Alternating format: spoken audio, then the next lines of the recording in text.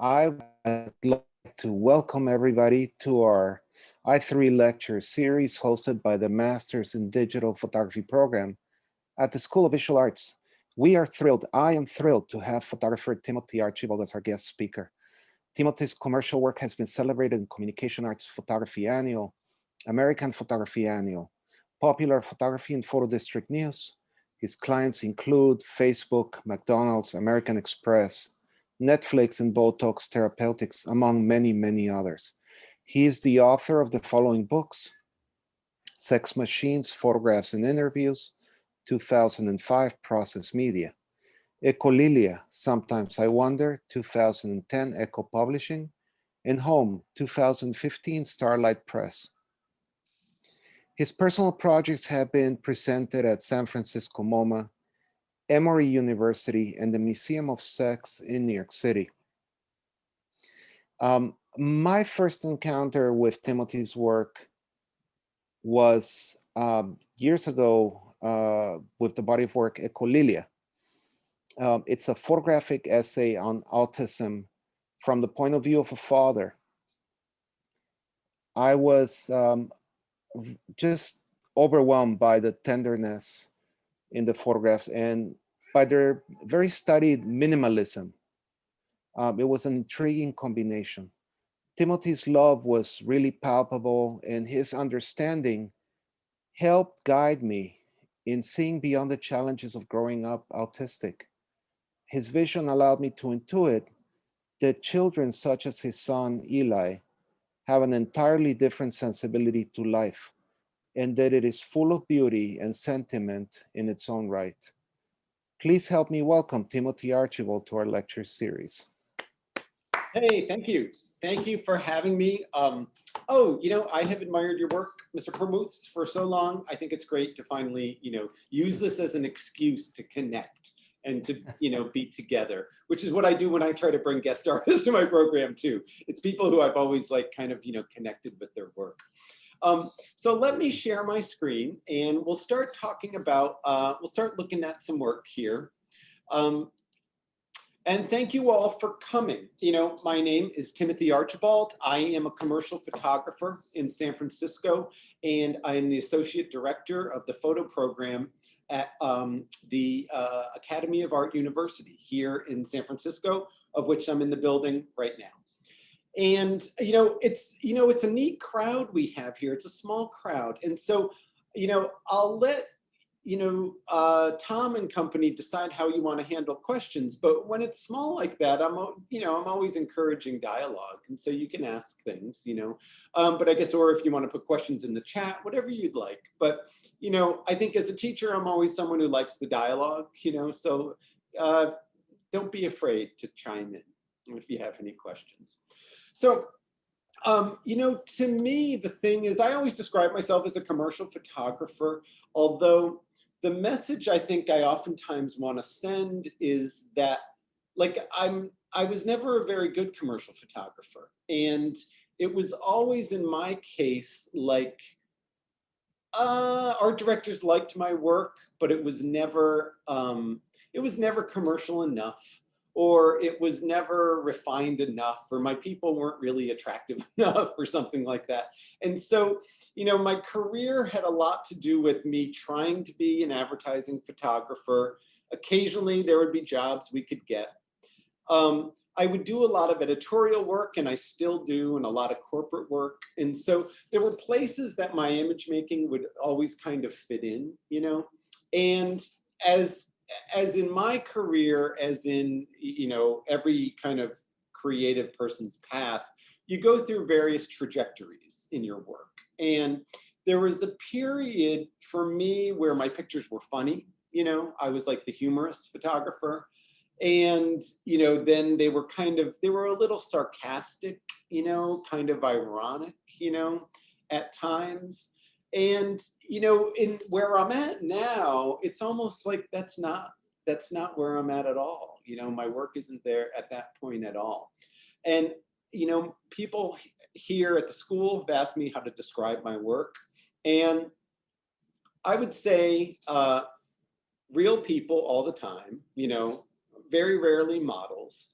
And, it's almost at the point now where my work, the places that hire me now are like pharmaceutical companies and different, science magazines hire me. And tomorrow we're doing a shoot for Scientific American in Seattle. And so, it seems like, sometimes you create work and then the niche comes to you. Like here at the school I'm in, I always get the feeling like young photographers want to be fashion photographers, because it seems exciting. And I am a big believer that you should just kind of create the work and the work that's honest to yourself and then see what market it attracts. And that's usually the most organic way to kind of have a path.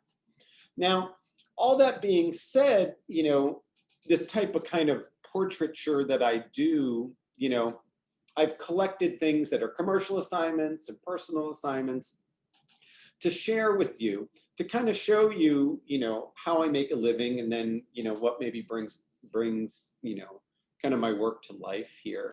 But at the core of it all is I was always just really fascinated with people. It was real people maybe not necessarily like me, but people I could relate to. And I was never into photographing celebrities or photographing politicians necessarily. It was always trying to, kind of tell real people's stories, and this is a photo here of an ad agency that has hired me a number of times to photograph them. And they're just kind of normal people, but we find a way to kind of maybe bring out their best and then put it together in an interesting way. And someone once told me that they thought my photographs looked like a short story where the last page of the book was ripped out and you don't know exactly the whole story. And I always took that as a compliment and thought it was kind of true. Like maybe there's always a little question, in the work.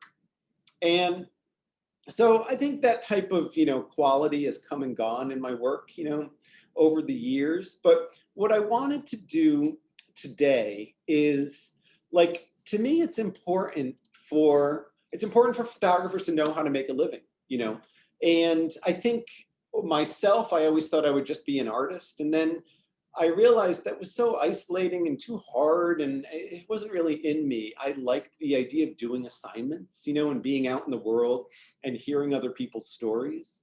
And so those were the things that really kind of spoke to me, and this was a story I had done for Smithsonian Magazine that was about different kind of cults and scientific organizations that studied everlasting life, trying to live forever or live as long as possible.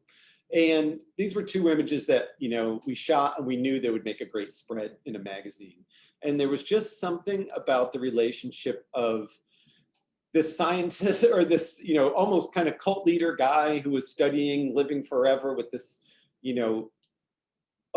kind of tuck everlasting beard. And then in the kind of halls of the science institution, this tree kind of growing upward. And they just seemed to be like a relationship there or something. But I would say that, like, what I want to do here today is talk about, like, I began the lecture saying that I was never a very good commercial photographer, and I'm still not.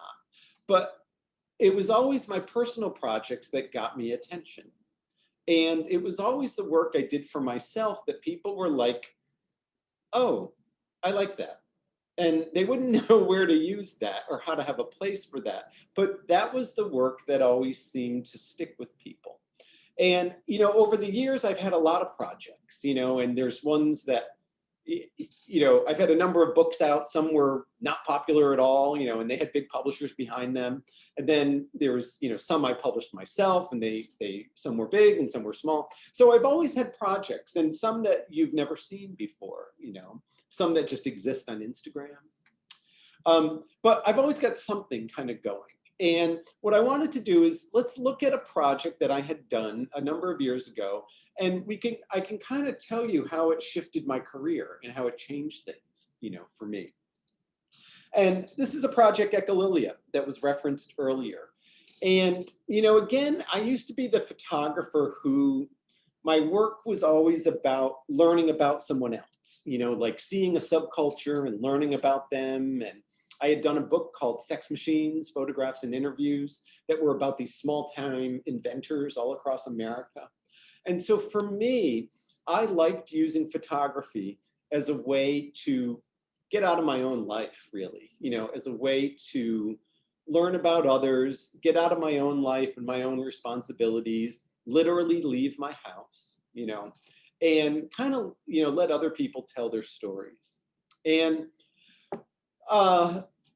in 2001, I was married and my first child was born, a baby boy, Eli. And, my wife at the time and myself, we weren't good parents. Like we tried, but it never came naturally to us, And we would see our friends who had kids at the same age, at the same time, and they got so much joy out of having kids, and we didn't. It was always a struggle. It was always a struggle. And, Eli, this kid who we're going to talk about, my son, he's 19 now, and he's like my best friend, But at the time, he was not my best friend. He was a kid who I could not relate to. I could not connect to. I didn't understand him. I didn't know how to raise him. I couldn't do anything with him. And it feels funny to be reflecting on this after so long, it almost seems like someone else's life, But I remember during a period, like around the time he was like 5, that I remember there was a stick in the backyard, this little stick. And I remember I was having a really hard time trying to figure out why he was different. Why was he different from the other kids at, preschool? Why was I not enjoying this? And why was behaving so unusually at different times, different from other kids in the neighborhood? And I remember one day there was a stick, and he took this stick and he just broke it into these pieces, bent it. And it made this perfect square, just like this. This is it. And I remember looking at that and being like, what does it mean? What does it mean? Why did he do that? How did he know how to do it so perfectly? It made a perfect square there. And, as a parent, I was so desperate for like a clue on how to connect to this kid that was unusual to me. Was he really unusual, or was he just unusual to me? I don't know, but he was unusual to me. And so even like that stick, I remember getting it and I put it on a scanner and scanned it, because I thought, oh, I could show this to a doctor and maybe the doctor would tell me what's wrong with my kid or something like that. Like I was just desperate for evidence, and there was a lot of stuff going on. The house, when you have little kids, the house is filled with stuff all the time. And so I remember being like, yeah, what is the deal with the stick, And so I started photographing things that were around the house, and Eli would do something, like there was this garbage can, and I remember he put it on his head, and I wanted to make a photograph of it. And so, somehow we got into this groove where we set aside time to make photographs together. And in my memory, it was like long afternoons, but to be honest, it wasn't that. It was like milliseconds of time. Like this was a little 5-year-old who had no attention span at all. And, I think you look at the photographs that we created and it feels calm and it feels controlled and like a cooperation, but it was a cooperation, but it was a very frantic, like I was a commercial photographer.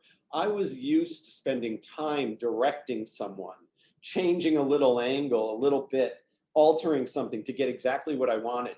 Photographing Eli was just like, you get to push the button twice and then it was gone, And so somehow we got into a routine of making photographs. And this was an early one that we made. And I remember with Eli, he wouldn't let me just photograph him.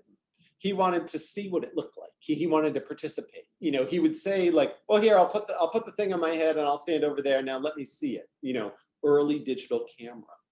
And so it was almost like we had a very simple game of pitch and catch that we would play together, but we weren't playing it with a baseball and glove. We were doing it with we would think of a photo, he would suggest something, I'd be the camera operator who would make the photo, and he'd look at it and then he'd suggest something else.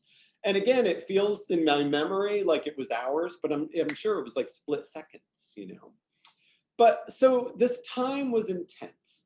And it was this period where, like, as a photographer, I was into going out and discovering the world. And, you know, the concerns in the house suddenly became all about Eli. And it was the school asking us, why is Eli behaving the way he is? Or Eli has to come home because he was punching a kid in the face. Or Eli is in front of the house hitting a stick on the ground and he won't come in. And so it was neighbors, it was relatives, it was the schools asking us all these questions about Eli that I didn't have any answer to. And, you know, as a young father, I felt like my world had been very big. I was a photo photographer who would go into other cultures and learn about them. And my world was getting very, very small, really fast, you know, where it was all about the house, what was happening in the house. And it was all about Eli. And, you know, I am a big believer that, you know, like students here, I never tell them that they need to like go to an exotic place to make photographs. They need to just listen to what's in front of them sometimes. And sometimes there's a good story there. And at the time, I think I kind of felt that this all-encompassing thing around me, maybe there is something here, you know? And so I didn't have a real way to immediately connect with Eli, but I restarted collecting things, you know, much like that stick that I just showed. And I remember we took him to a doctor, and we got all this information from the doctor, and this scrap of paper on the left was notes that my wife had taken from when we met with the doctor. And I remember one of these notes says, like, you know, we don't want him to be labeled as a bad boy, you know. And so this is, you know, young parents trying to figure out how to navigate, you know, a kid. And there was no diagnosis of him being autistic or Asperger's, but there was just ideas out there, you know. And I remember at the same time, after all this doctor stuff, the same week he fell and scabbed his knee, and his knee was bloody, and we had a SpongeBob Band-Aid that we, you know, put on the bruise. And there was something about that combination of like what I saw as deep, confusing problems and then very simple problems, all of those things mixed together. I felt like it was like we were in the river with constant things happening, and we could just stick our hands into the water and pull out something and maybe it would have some significance, you know? So I was collecting things at the time and scanning them with the idea of like trying to, you know, document this time a little bit just to make sense of it. You know, and so, you know, Eli and I slowly began making, you know, a little pattern of making photographs together. And, you know, again, I was someone who was used to control, and these picture making experiences didn't have any control to them. They were fast, and they were kind of frantic and urgent. And, you know, he would kind of like the pliers, he was messing around with those pliers in his hands, in his mouth, on his face, on his nose for like a week and a half. He would get fixated on certain things. And so we would let these fixations lead us and try to make photographs about these things, or as a record of these things, or with these things. And I remember this was an early photograph that I made that I really liked because it felt raw and kind of feral, you know, to me. And then there was a sense of danger, like this little kid naked with this kind of hard tool that could pinch his skin or hurt him or poke an eye out. And with Eli at the time, there was a feeling like anything could happen, you know, like you never knew what was going to happen. And, or that's how I perceived it. And so these pictures I started to make felt new to me. And I think because I was relinquishing control, you know, it was like they were his idea, kind of, or something he was dealing with. And then I kind of did feel like I was just operating the camera, you know, like I was finding maybe where the light was nice, but then a lot of the things were just things that he was kind of bringing to me, you know. This was another early combination, you know, and he had these Halloween eyes that he was wearing. And if he walked around the house, he could scare his brother and scare the pets with these things, and they gave him a sense of power. And I remember we made a photograph of those, and there was never a meaning behind these things. It was more just like, let's just do it. But together, as I started to assemble these pictures, they started to feel like what it was like to spend time with Eli. And feeling time with him was different. He wouldn't look at you and laugh, really, or anything like that. There wasn't that connection. It was almost like you were in parallel universes inhabiting space. And like this thing on the left or on the right is a maze that he drew that kind of had Star Wars stamps on it.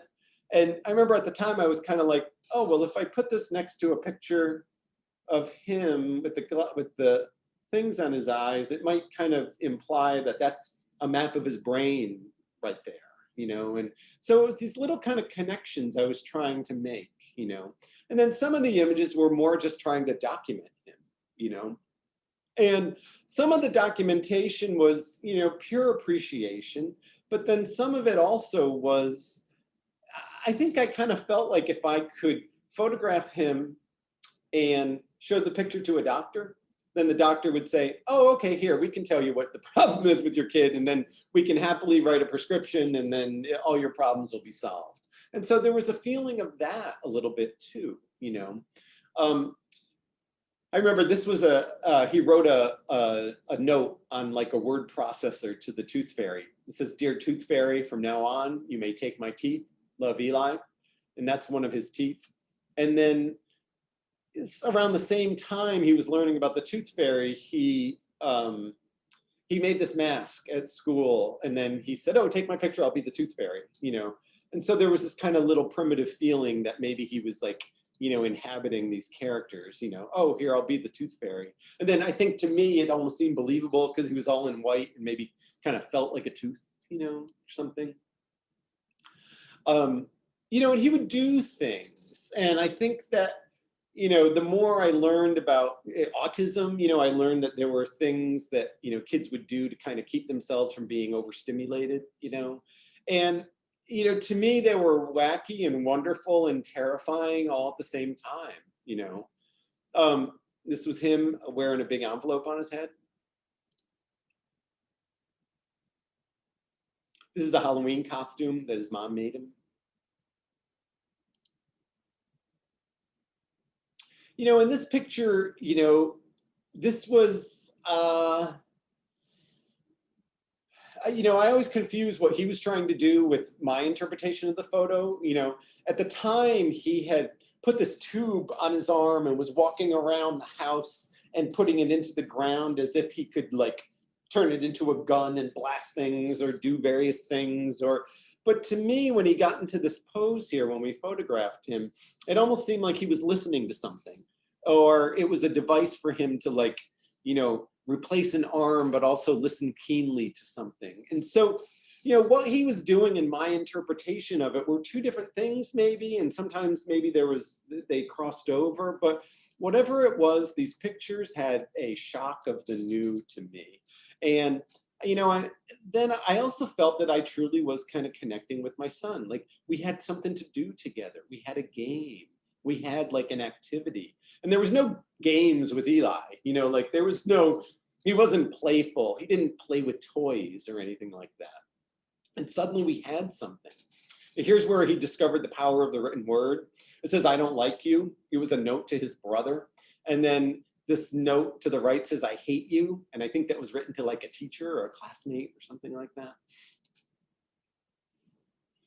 Here's a picture of Eli in the back screen door of our house. And then there is at the same time, him and his brother found a nest in the backyard. You know, and I was thinking the same thing. I was looking at this nest and all the wirings of the nest and how all of everything's all curved and, you know, it's nature's wiring there. And I was kind of thinking, well, maybe that's kind of like his brain too. Like it's not perfect and nature's not really perfect. And something about all these things suddenly led me to something where suddenly I was, I don't know, the ice was melting or something like that. I felt that he was learning what I thought was cool. I was learning kind of what made him tick. And together, suddenly there was like a bridge built or something like that, you know?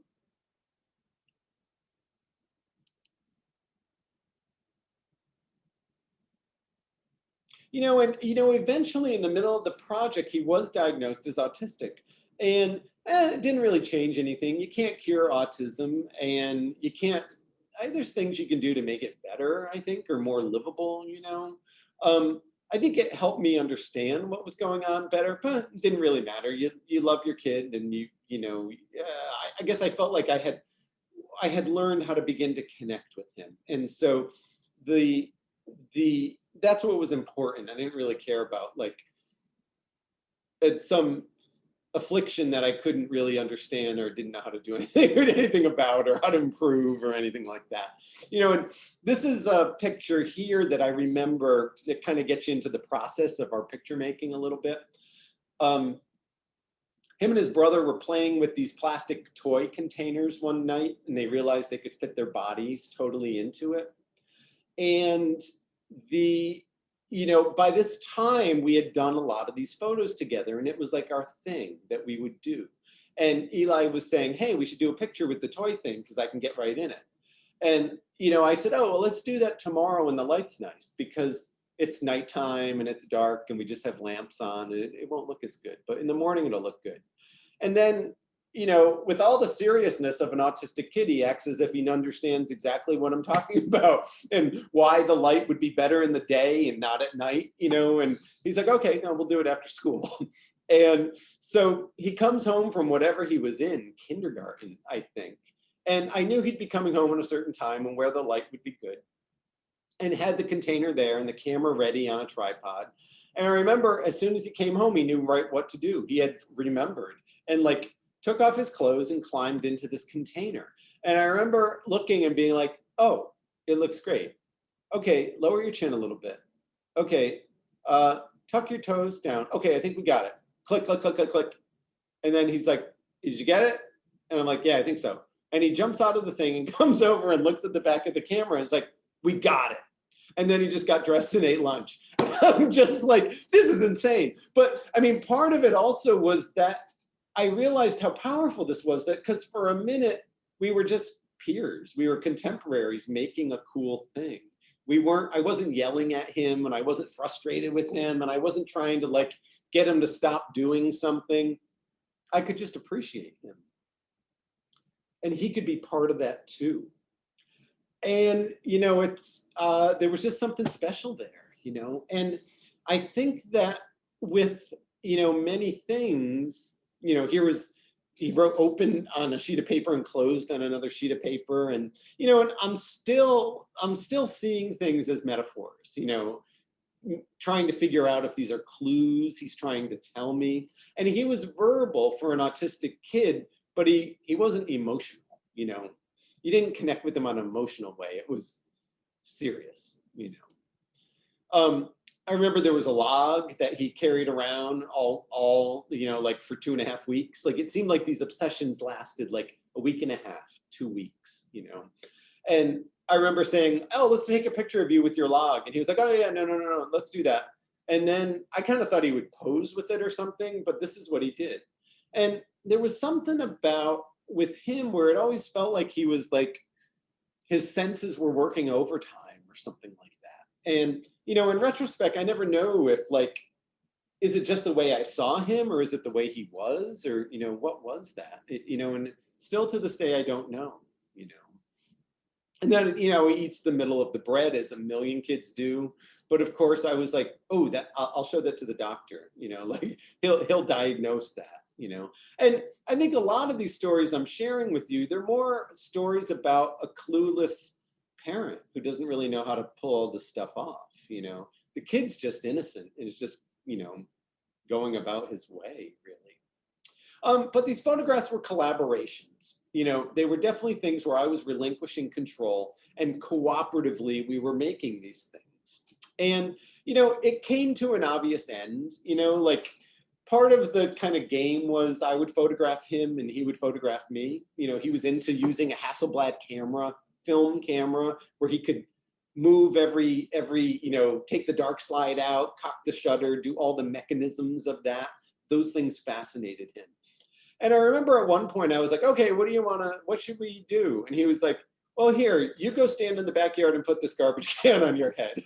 And I think at the time I realized, oh, we don't really have anything to discover now. Like in the beginning we did. Like in the beginning we really needed to like figure each other out. But now we were just kind of making pictures like other pictures we had made, you know? And I think it was clear that the project kind of came to an end. We could still do stuff together, but it didn't have to be photographic, you know, it didn't have to be this project. And so it kind of wound down, you know, and, but and I think that's like kind of the end there. But the reason I wanted to kind of introduce this project is that it really shaped my commercial career. And, you know, I was in the position to get this project attention. You know, I was a magazine photographer. I had a previous book out that was unusual. And so when I came out with this project, I was able to reach people, you know, and to get it into their hands. And timing wise, autism was big. And there really wasn't a visual thing to attach to autism at the time, it seemed. And so luck had a lot to do with it. But the project did, you know, it became so attached to my name. I think to this day, if you Google search Timothy Archibald, you will see all those pictures that we just saw. You know, it just resonated with people, and it seemed to like remind people of their own childhood or remind them of their own children. And as this thing got attention, I would get notes from other parents, and you know, notes from parents, photos from other parents of their kid that looked just like my photos, except mine were like made with a nicer camera. You know. And so this project seemed to have this resonance. And I remember at one point, an art director called me to do a commercial job. And she said, well, I don't want it to look like your commercial work though. Can you make it look like your personal work? And I was like, well, no, I can't like do that on demand. Like that's of my kid and he's autistic and there's all these challenges. And I was like, I can't just do that like this, you know? And we did something together, but that stuck in my head that I was like, well, this project has eclipsed anything I've done before. I have to learn how to channel some of what was in that and be able to kind of deliver it for clients. And so, I mean, part of making a living in photography is you got to figure out how to give the people what they want, kind of, that is something you want too, you know? And so at that point, I had to figure out how to maybe tap into some of the qualities of that project and bring it to commercial clients, you know? And so what I wanted to do is, here is some commercial work that was done that kind of fed into that way of seeing, you know? This was a project that was an editorial shoot that was about boys' relationships with Matchbox cars and how that's changing. And so they assigned this to me, and I did it. I hired my own kid, not Eli, another kid, and a friend of his, and we made some of these images. And you know, these two were ones that the first images I made that I thought felt like Echolia in a way, you know, like they felt like they took childhood seriously, they gave childhood substance, and they also kind of touched on kind of that kind of searching quality that, you know, childhood can kind of have, you know. And, you know, I have an agent, Brooke Embry. She's been my agent forever and has stood by me for thick and thin, you know. And, you know, the thing that we have run into with this is like Brooke and I love this type of image making.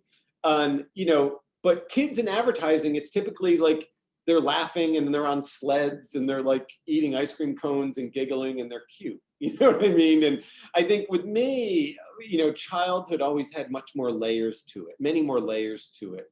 And, you know, when I had kids, I thought kids had all the depth of adults, but they were just in smaller packages. And I wanted them to have those qualities, you know. So, you know, I'm thankful though for these commercial jobs that we've had that have lent itself, you know, allowed this kind of path there. You know, and so I have a couple projects here that kind of, you know, stem from that. But I would stop here. Does anyone have any questions on Echolia before we move into the commercial things? You know, we can answer these things now or we can talk about them later. But feel free to speak up. You know, Yeah. my wife explained to me that in Korea growing up, she's from there, Yeah. that when nobody has any questions, it's a sign of respect for the teacher, that they did their job well. And I remember when we first met, correspondence wise, because I wrote you when I had seen Echolia, and I was curious about some of the things that you talked Yeah. about that aspect of collaboration, despite, you know, the very subject matter of the pictures, you know, the challenges of autism. And you were very gracious with your answers. What I don't remember that you mentioning is that when you first started out on the project, um, that you were looking for almost like evidence, as you said, something Oh, that yeah. you could test the visual of it, recognize something. Yeah. And I think that's such an interesting premise, um, that really just sort of like underscores your role as a father. Right. You know, how you were trying to help your kid, how you were trying to keep your family going, um, through photography. And um, I wonder if, when everything was said and done, um, did anybody in the medical community ever reach out to you for illustrations, or they felt that some of your images actually did exemplify patterns that were, you know, particularly associated with autism? Oh, yeah. Did that ever happen? Oh, yeah. No, like people have published books about autism, and then that they have used these things to kind of, as the cover art, or not in a medical way, to illustrate, like to say, here is what's happening, because they are more of a personal nature. You know what I mean? They don't really show autism. But no, the images have been used as a way to um, get into the idea of, you know, children's mental health, and children, challenges you can have with children. But I don't think there's never been like a medical textbook, though, that came in and said, here is evidence of an autistic person doing something, Hmm. you know. Hmm. Do you still photograph Eli nowadays? It's interesting. The last kind of important, it got to a point, where both my kids did say to me, for different reasons, they said, look, we don't want to like be in your photos all the time. And that specific project with Eli ended. Like, we clearly had an ending to that. Like, I didn't want to be a photographer who photographed a kid over 20 years or something like that. Like, I wanted it to capture just that period of struggle, you know. It wasn't about it was about the struggle to connect. It wasn't about the kid necessarily. It was about the relationship. And so Mm. when that relationship suddenly got over the bridge, I think we had to end that. But I have a big picture in my office here of Eli at 15. And that was probably the last like kind of important photo I took of him. But both kids essentially said, no, we don't want to be part of your brand. We don't want to be, we don't want to pose every time you go out, or be fueling your Instagram account or anything like that. And so, I had to listen to that, and I had to heed that. And so there was a period where it stopped. And, out of everything, out of respect to them. And I think that, yeah, out of respect to them, really. Um, but there's a project I'm working on now that's tangentially about kids. Like, there's this idea to me that, like, when you're a parent, you think you're going to be a parent forever, but you're not. There's a period where it ends. And the project I'm working on now kind of, is trying to touch on that a little bit. And they don't need to be in that, but aspects of their life is in that, in that project. So, yeah, it's hard for me to shake that role of being a parent. It seems like that always surfaces in my work, but um, yeah, them being in the photos happens very rarely these days. Um, just a tiny detail. How long did it actually last, this collaboration? Oh, Echolilia? Oh, Yeah. that was 3 years. Okay. So yeah, that was 3 years. And then, you know, it's when it ended, when it ended, it was when it like got, you know, disseminated into the world. And the the peak of it was absurd to think about. It was Time magazine hired Eli and I to create a series of photos that looked exactly like Echolilia, and he was still that size. You know, he was still small like that, to illustrate a series of to illustrate a story or an entire like issue they were doing on mental health in children. And the cover of this special section was Eli with a Band-Aid on his head. And then the inside had all these other pictures that looked kind of like Echolilia, but it was like him, and it was all done in our house and stuff. And the idea that happened just seems absurd. You know what I mean? I think to everybody, because it kind of reflects on that kind of golden era of magazines, and then how that project actually was kind of embraced. And so, no, it was weird. But throughout it, I wanted Eli to be part of the process. Like, we would give lectures at universities, and I wanted him to. I wanted it open. If he wanted to come, he could come and talk. And utterly fearless, you know, like, I remember we gave a talk at Emory University. There's a medical school there, and they wanted to have a bunch of medical students ask him and I questions. And I was like, all right, I don't know how this is going to work. And they were like, you know, what's it feel like to be autistic? And Eli was like, I'll take that question. And just answered it with all the fearlessness of an autistic person. You know what I mean? No inhibitions at all, you know? And so, you know, I wanted to give him the option to participate as much as he wanted, or say no, you know what I mean? And usually if it was out of town, he would want to do it. If it was something that was relatively local, where like a classmate might see it or something like that, he'd be like, no, I don't need to do that. You know? I was gonna go to Offer's question, but he signaled me that in answering my question, you answered his. Okay. So we're gonna go on to Diana Sartino's question, which says, "Hi Tim, I actually use these images when I teach my cutoff and hidden body parts unit to my photo students. Strange title, I know. I'm curious about your choice in visual cropping. Was it intentional? Was it to focus on the object your son might have in the photo? It doesn't seem like there's too many full body images, so I'm just curious if that's your style / intentional." Oh, hey, Deanna, great to hear from you. I think, I mean, these pictures in Echolilia, there was no planning, you know, and I think that's why they're so feral feeling, you know, is like, they just happened, you know what I mean? It was like, oh, he's got a funnel on his face. Oh, okay, can you do that again? Here, I'll just do it again and I'll try to take a picture. Oh, okay. And so there was some thought, you know, but yeah, I'm looking at it now with your thing in mind. I think there was like some kind of situation I was trying to appreciate, you know. His face pressed up against the screen had a certain magical quality to it, and that's what I wanted. And where other things fell, well, that's where they fell, you know. And so they weren't too carefully put together, you know.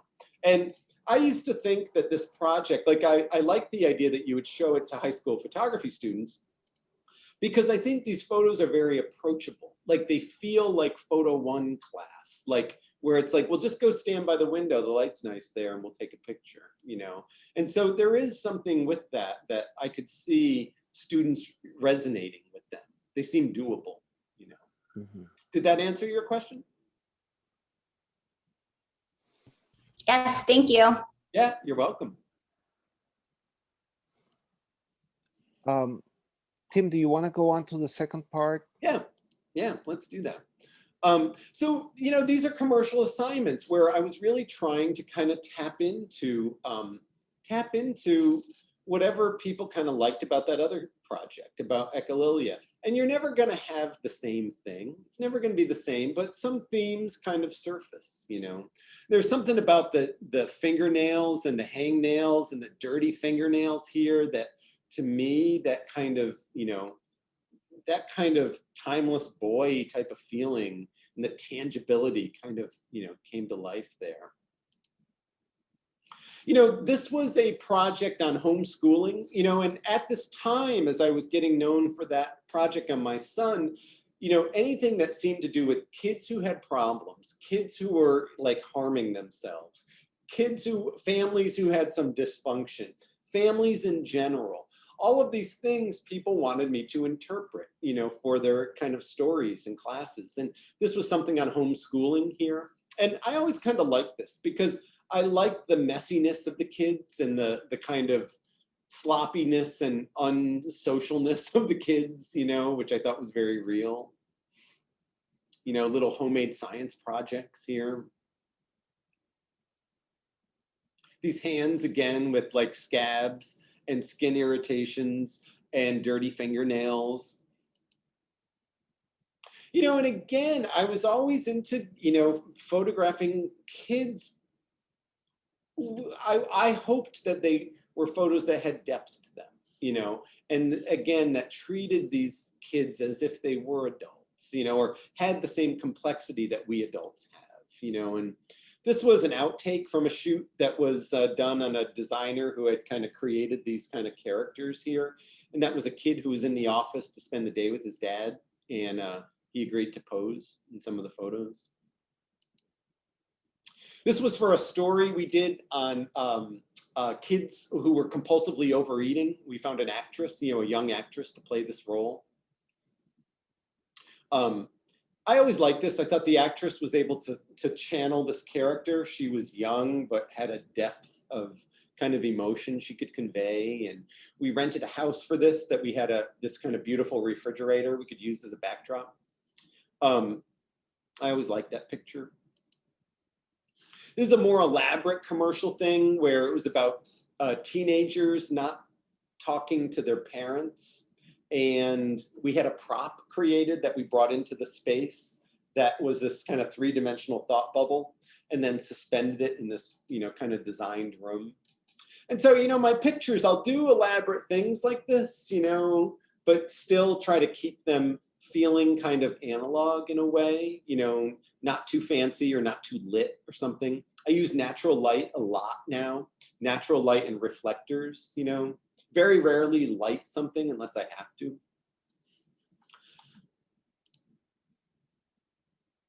These are a couple photographs done for Stanford University.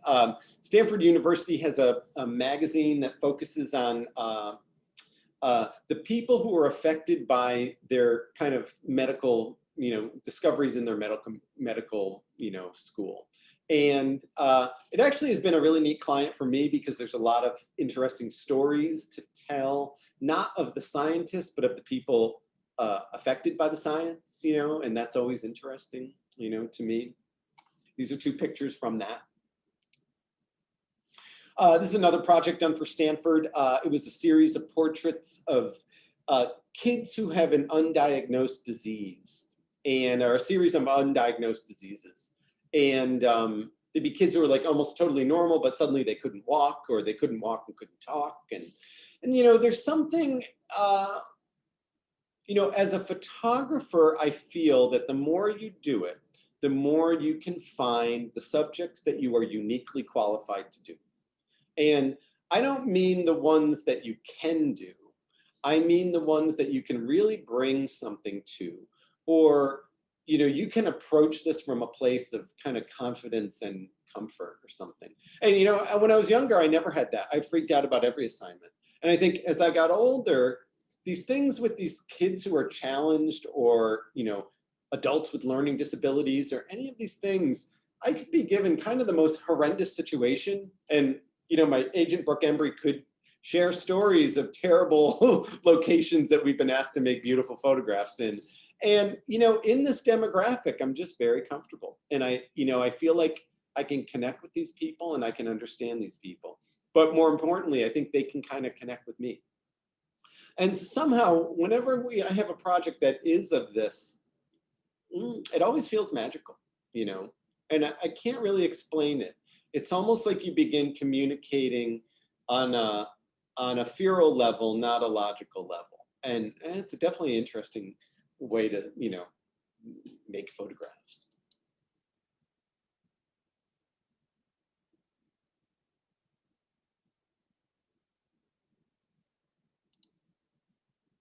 This was a story all in the same line. I didn't realize I had so many of these things, but I guess I put it together like this on purpose. This was a story for People magazine in Tulsa, Oklahoma, about a kid who was shot in the head by his mom, who then killed herself. So it was one of these kind of terrible, terrible kind of true crime type of things. And this was him and his dad. So the dad's a survivor and the son's a survivor. And you know, severely brain damaged, as anyone would be being shot in the head. But there was just something with this picture that I just thought it was absolutely beautiful. And he had all the challenges you could imagine of anybody being shot in the head. But I felt like there was some moment where suddenly there was some connection, you know. Was it real? Did it just look like connection on film? I don't know, you know.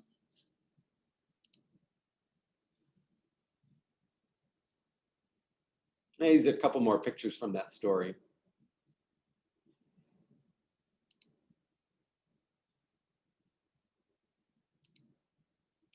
You know, then there was a project, a publisher in Switzerland who reached out to us, and, you know, they saw Echolia, they liked it. They had a project that was a textbook about autism that they wanted me to illustrate. And in their head, you know, they wanted Eli, who they thought was forever 5, you know, and he would just always be 5. And we did some tests and I was like, he's too old for this. No, he's not going to be what you want. You want like the fragile kind of Huck Finn type of kid, you know. And I think at the time Eli was probably 13, you know. And so we had this idea of creating these kind of photo illustrations that illustrate aspects of autism for this book. And the book was really beautiful when they finally, you know, when they put it out, and the art direction was beautiful. But, you know, there was an illustrator I worked with that I wanted her to do these kind of illustrations where it kind of felt like childlike drawings. And then we'd have our kid, you know, being in these photos. And Eli was too old, and it was my girlfriend who said, oh, you should do Wilson, you know, do your younger son. He's got the red hair. He looks like a little Huck Finn character. He'll be perfect for this. And so we shot a test both ways, and everybody was like, yeah, use the redhead. And so what we're seeing here is Wilson Archibald, youngest son, in a book about autism. He's not autistic. And I remember showing the final product to the publisher, and they were like, oh, it looks like he's learned a lot from his brother. And I think they meant like he could kind of summon up that kind of feeling or something. So these are 4 images that were made, you know, they're much more commercial, you know, but they were made for a book on autism. And, you know, it was about the rituals kids put up with, you know, the rituals kids need in autism to keep their lives together and to keep their systems together. And, you know, the interesting thing with this is when it came time to shoot this, you know, I was looking into renting studio space for these ideas. And when it became clear to me I was going to use my kid, not some stranger and not a model.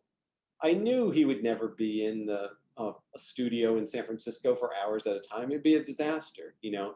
And so I came up with the idea of doing all the photos in my house, much like Echolia was, where moved all the furniture out of rooms and then had this artist come in and draw on black paper or draw on the walls and create these various things. And then we could shoot everything in the house.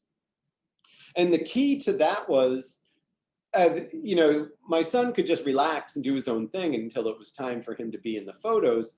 But also, I knew where all the good light was. Like this one we shot in the backyard, and I knew when the backyard would be hit with light and it would be perfect, you know? And so it did, having that kind of understanding of where the good light is when you shoot natural light, like I wanted this project to be, that made all the difference, really.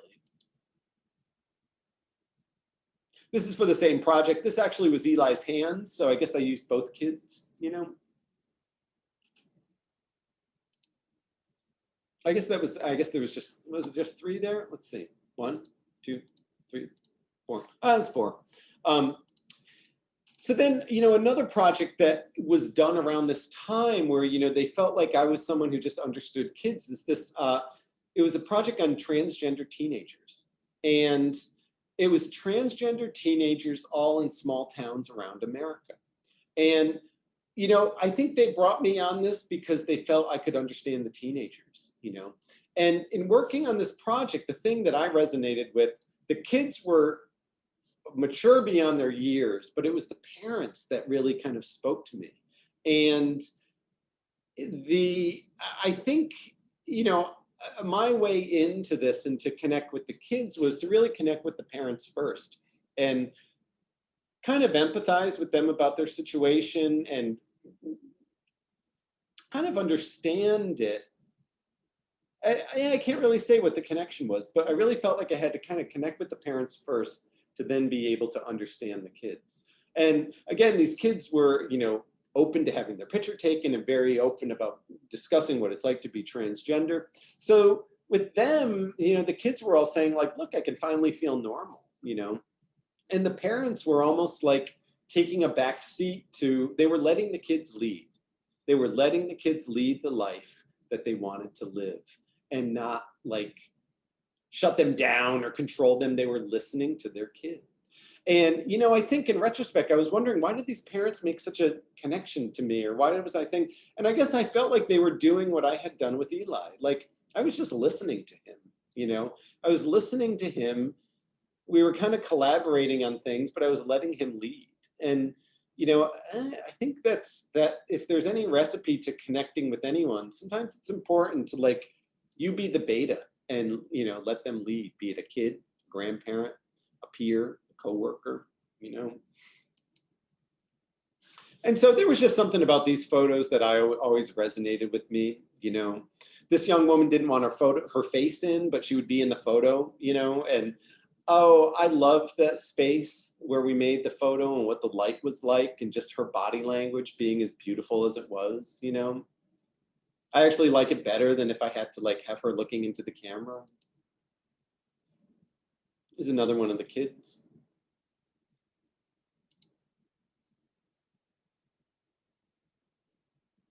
And there was an honesty with these pictures that I think just came about very kind of organically, I'd always kind of liked. And I wanted them to be optimistic, not dark necessarily, but not giddy. And this picture here was the subject's idea. She knew what a long exposure would look like. She's the girl who was photographed at the fence before. And I remember her saying, yeah, no, I have this idea where I want to be like in this long flowing thing and I want it to be motion and I want it to be blurry. And, you're using a digital camera. We could shoot it and be like, there, do you like it? Is that it? And I remember we created this. She was like, that's it. That's the shot I want. And so that idea of listening to her, I think it really helped, and helped me kind of figure these kids out. Last project I'm going to show for this was, it was unusual and the pictures look different for me. They're much more kind of commercial, but there was a TV show produced by Netflix called 13 Reasons Why that was about teenage suicide. And it was about kind of the kind of dark life of these teenagers in this American high school. And, it was kind of a big deal when it first came out, but they had approached me because there was a character in the show who was a high school yearbook photographer. And what they wanted me to do is come onto the set, for a period of time, learn about this character who was the high school yearbook photographer, and then make photographs that his character would make. And so they had me make his like artistic-y type of photos and his yearbook type of photos, but then they had me make photos of kind of stalking photos that he did of this one character who he had a crush on. And so it was kind of like I got to make these images that were kind of got woven into the plot a little bit, and it kind of helped build this character. And myself, I really loved it because I felt like, again, they weren't really mine, it was kind of like I could kind of understand this character who was in the show, try to understand how he would see things and how he would do things, and then try to make these photographs. And, we did a lot of things that kind of looked like yearbook photographs and stuff, but then these were the ones that were kind of felt like the stalking photos. And to do these, they would connect me with the actress. Very busy set, constantly doing things. Everybody was exhausted by the end of the week. Everybody was brain dead. These people worked hard. But it was the type of thing where it was, I would have 20 minutes with her where we'd go around a set and make photographs where it would seem like stalking photographs, where I was like spying on her. But it was all set up and it was all collaborative. And she was such a great actress that I could say things like, okay, here, we're going to be in the library. I want you to pretend you don't see me, but then make an image where you just make eye contact with me and you're a little confused. And she could just do it, and I think for myself, I'm someone who's used to photographing people who have never been photographed before, or people who, they're nervous about being photographed. And here we could really kind of collaborate to kind of create this mood. And she was just this great actress, and I remember we could say things like, I could say things like, okay, be goofy for a couple minutes, but then suddenly get concerned because I'm like, I'm staring at you a little too much. And she could do that, and like this picture that's in the lower left here was one of these things where I was like, here, give me the sense of concern after laughing for a minute. She would just dial that in.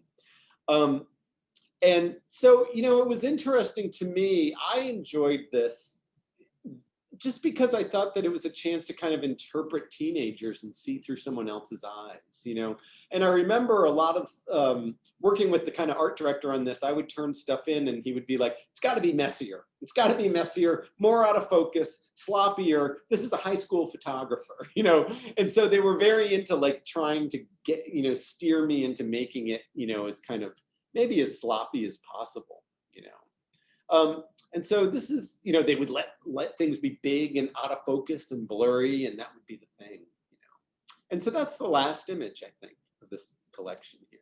Yeah. So thank you, everyone, for coming. I'll stop sharing this. Any questions? That was a blast. Thank you, Tim. Wow. That's also very refreshing and surprising way to end the talk, this assignment from Netflix. And now for something completely different, right? Yeah, kind of. Yeah. We have a question from William Maloney. Yeah. Hi, Tim. Did the project with Eli influence your project choices to use models that are not professional models and use models from everyday life? Oh, absolutely. That's an excellent question. It influenced that. It made me less excited to use real models, or to use like professional models, more excited to just use people who I liked what they looked like. And then I figured I could coach out of them what I wanted, even if it was a setup, type of thing. And the other thing it did is it really steered me to use natural light as much as possible. And I think that a lot of, like, I used to light things, and my work used to look more commercial. And I mean, I still light things as needed and stuff, but there was something with those pictures of Eli that felt like a little chaotic with the use of natural light. Like sometimes it looked like it was almost too dark to make a photo, or it looked like there would be light coming in a window. And there was something about natural light that seemed to make everything feel more real when it was used like intentionally like that. And so I think it allowed me to revisit using natural light, but with intention, and that was a big kind of change there for me, at least. Kyle Hislip, who is an alumnus of this program,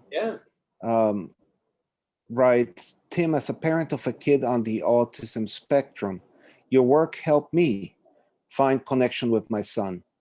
When we got the diagnosis that our son had autism, it seemed so grim, but slowly, we found a way to connect. When did you start to feel like you and Eli started connecting? Oh, well, I would say, no, good question, and thanks. Good to hear from you, Kyle. I know Kyle a little bit. I would say midway through that project. I think that we're just seeing the evidence of it in the pictures, you know what I mean? Before that project, it was like, no. I mean, I was kind of like the bad parent, the impatient parent, frustrated with my kid, embarrassed for the situation I was in, ashamed that I didn't have a normal kid, all of those things. But it all went away. And so I felt all those natural feelings that everybody feels, you know, I'm not above that. I think as I put time into the relationship, like any relationship, it became real and it became three-dimensional.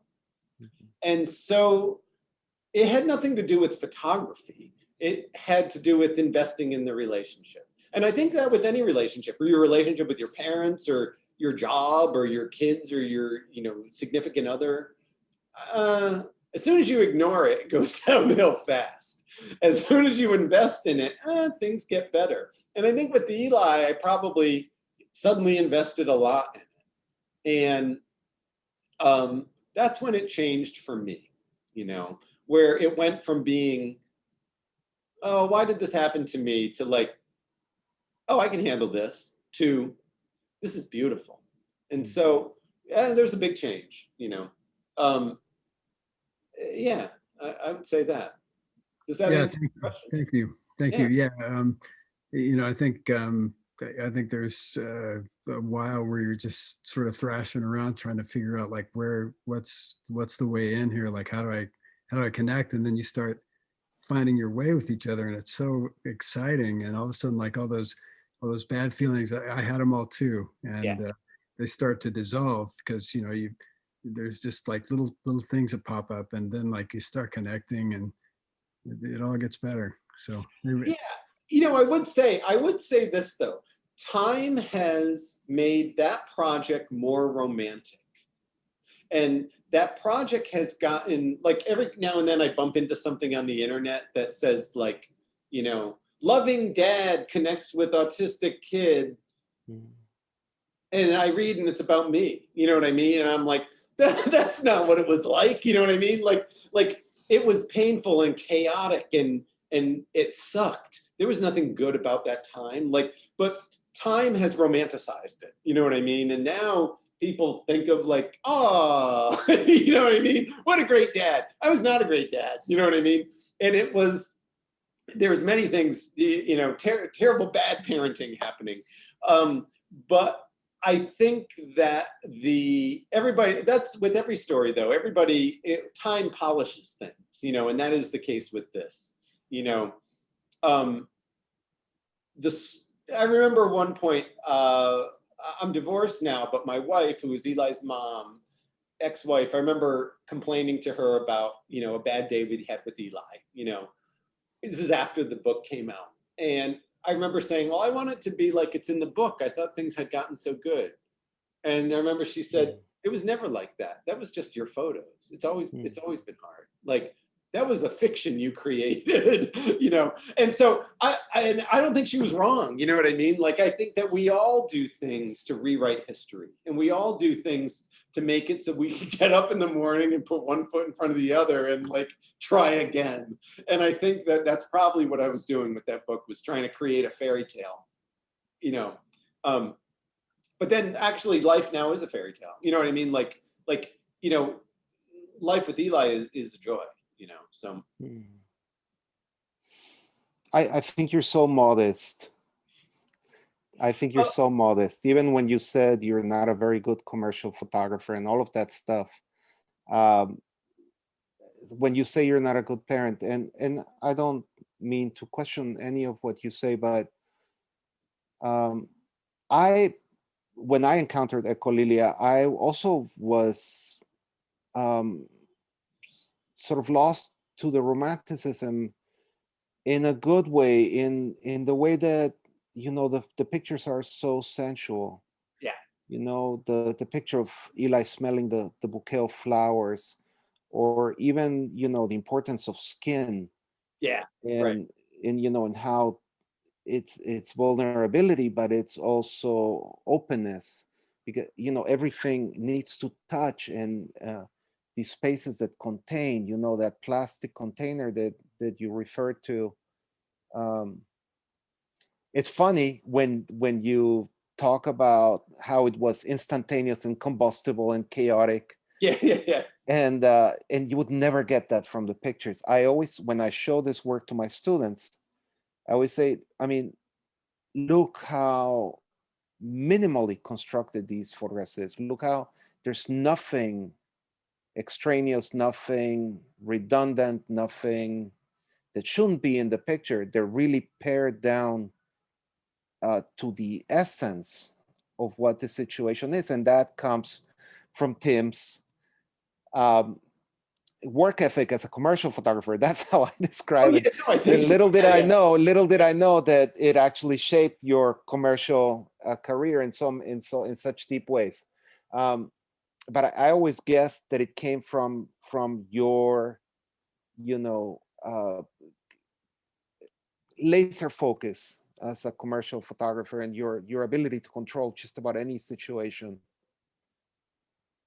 But it's great to hear your take. And the next question from Andy Kropa is something that I think many of us are probably curious about. How did you decide on the name Echolia?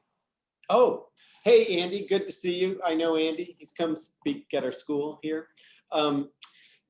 Oh man, well, there's a couple stories there. So there's a word in autistic circles, echolalia.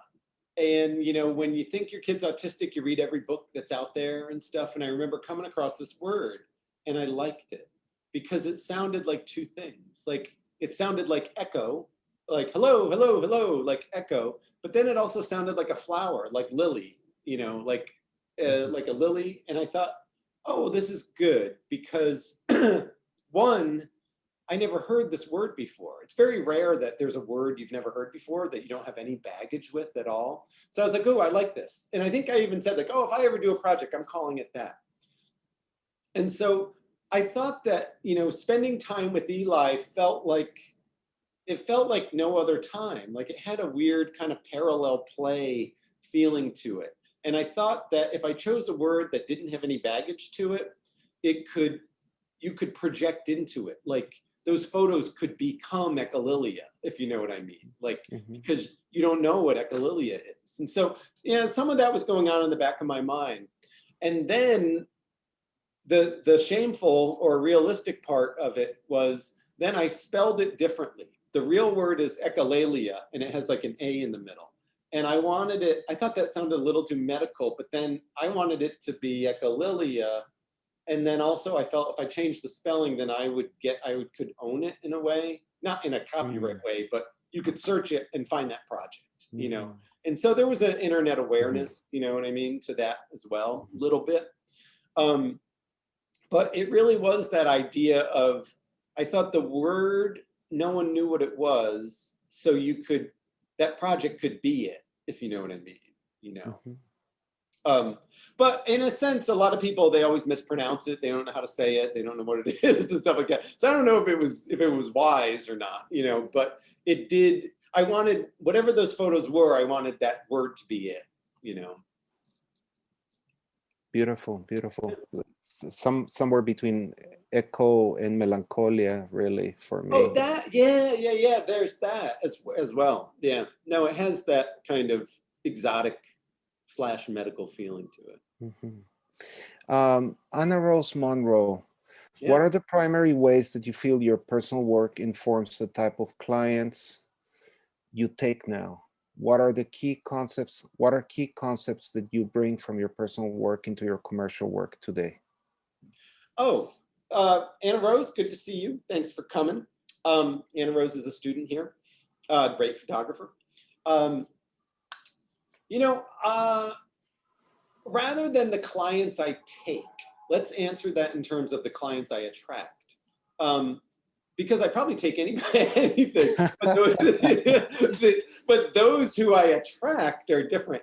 You know, I would say in this era where we know everything about each other and we are selling, like for me to do echolalia, you immediately know I'm a dad, I'm engaged with the kids, maybe I'm a single dad. You know, these things are obvious if you know the project. And so that alone kind of defined me for a big chunk of time, where, okay, he understands kids, he understands challenging kids, he has an honest take on kids or on parenting, and it's not sugar-coated or it's not too sweet. And so the people who had those stories that they wanted to tell would come to me, and now I think it's expanded. Like, Brooke and I did a project. Brooke is my agent. We did a project on developmentally disabled adults, that were in a home in Florida for a pharmaceutical company. And I think, that's very different. Many of them were my age, but I think there's an assumption that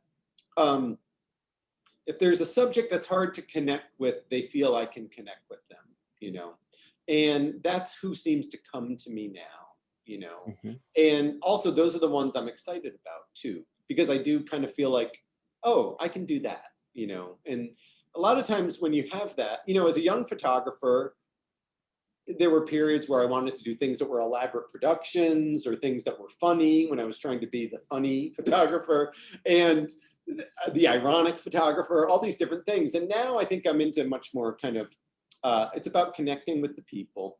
And sometimes to do that, we have a big production. Sometimes to do that, we have a very small production. It depends, but that's the core kind of thing, And I think, of course, in commercially, they want pictures to look like your personal work. And that's always hard because those personal work pictures were all taken in my home and I knew when the light was good and it only had to be a split second. Commercial stuff, you got to make it look like that all day. So you do have to learn how to light it to make that or to recreate that. And so, a lot of the kind of skills that I play down, technical skills that I play down, I actually have to have those things to be able to deliver these things to clients, if that makes any sense. It sure does. That does. make sense, Anna Rose? Yes, it does. Thank you very much, Timothy. Yeah, you're welcome. This will be the last question for tonight, just time-wise. From David Cade, another alumnus of our program. David, good to see you today. Just like Kyle, good to see you guys coming back and joining us. As you were photographing Eli, at some point, did he want to reverse positions and take your image? And if so, how did you react? And I think you started to talk about that.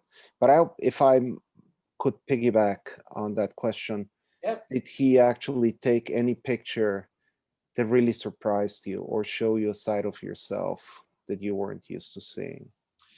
So the initial answer was definitely, like, there was a thing where we would each take a picture, and it's almost like that was, I think, a structure I kind of came up with. And then it was clear that Eli didn't care about the picture. He liked operating the camera, the pure mechanical splendor of operating the camera. And so a digital camera, there's a couple things you can move on it. A Hasselblad film camera, as anyone my age who has used that, has a whole ritual of things that you have to do, where you are cocking a shutter and pulling a dark slide and making the exposure and then putting the dark slide back in and then rewinding the film. There's all these things, and that's what he was fascinated with. No, he never took a photo that really I thought was, anything unique. I think it was purely about the operating of the mechanical thing, for me, or for him, yeah, I would say that's an honest answer there. All right. Tim, thank you so much for that generous talk. It was such a pleasure to spend an hour in your company, and thank you everybody for being here tonight. As Tom mentioned at the beginning of our talk, the summer will be guest curated by our faculty member, Deborah Klumching, and the lineup is amazing. Deborah, thank you so much for taking this on. Tune in. There's some wonderful speakers coming your way. Tim, until we meet again, Yeah. everybody, thank you. Have a good night. Thank you for having me. It was a blast.